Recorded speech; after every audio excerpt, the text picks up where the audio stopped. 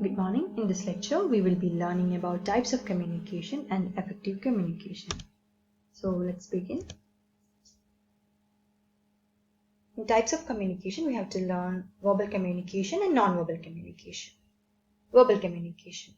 Verbal communication is the type of communication where information is exchanged through verbal medium like words, speeches, etc.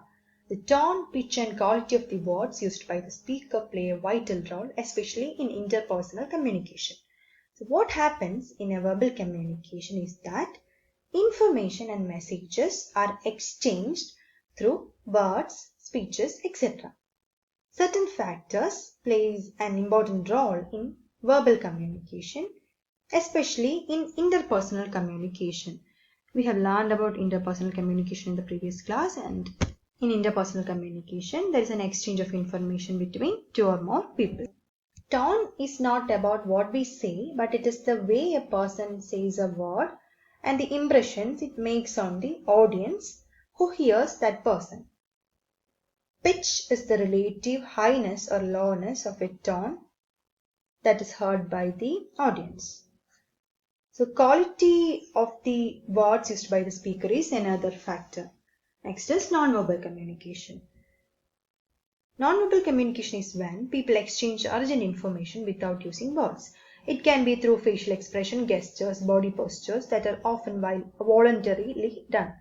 This is crucial to interpersonal relationships and plays a significant role in formal situations as well. So in a non-verbal communication, words are not used. Here communication takes place through facial expressions, gestures and body postures. And in this type of communication, it is voluntary, that is through one's own free will. Non-verbal communication is important in interpersonal relationships, meaning relationship between two or more people, and also in formal situations or in official situations. Mass media communication is the information that mass media channels impart to its viewers. The communication model is uniquely different in this context. So mass media means technology that is planned to reach a mass audience. Examples are newspapers, magazines, radios, television, and the internet. So through these mediums, information is passed to viewers or the audience. This type of communication is different from verbal and non-verbal communication. Next is effective communication. The following can be considered as barriers to effective communication. So these factors are barriers or restrictions for effective communication. First is noise, which is the disturbance caused in communication. Next factor is unorganized thoughts. So for a communication to be effective, thoughts or ideas must be organized. Otherwise, the receiver will not understand what the sender is saying. Lack of clarity in expression is another factor.